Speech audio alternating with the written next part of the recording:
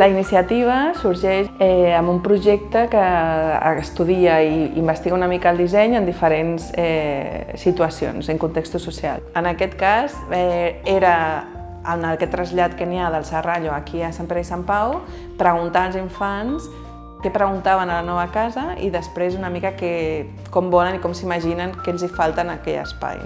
Moltes vegades no se'ls demana la seva opinió de per què estan a un CRAE o de per què deixen d'estar-hi. Llavors, jo crec que demanar-los l'opinió de com ha de ser la seva vida dins del CRAE és important. Que al cap i a la fi és casa seva. Les educadores no vivim aquí, és seva la casa i l'han de sentir així.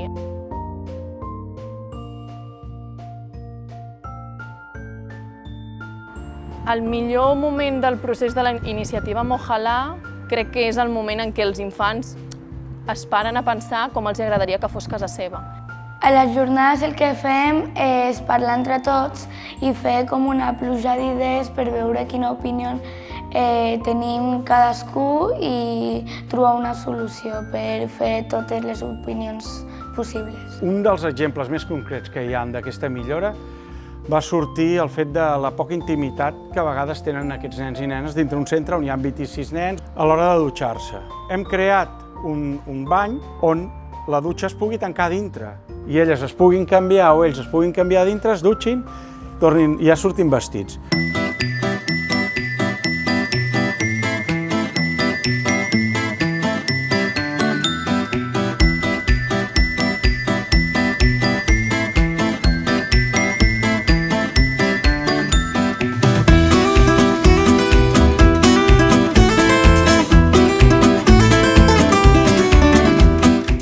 Jo vaig demanar un lloc per guardar els patinets perquè no es facin malbé i en aquest cas ho van votar 3 persones.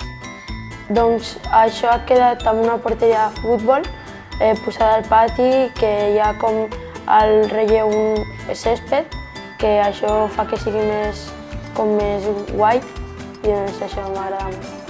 La veritat és que m'ha agradat molt perquè a les jornades ens hem divertit i al final la majoria del que hem desitjat s'ha pogut fer realitat i ara ho tenim aquí al lloc on vivim. Amb aquesta col·laboració el que permet és que els infants puguin dissenyar la seva casa. Un desig per a aquesta iniciativa és que els infants es puguin sentir realment a casa seva. Entre tots hem aconseguit fer aquest lloc que sigui més còmode per tothom.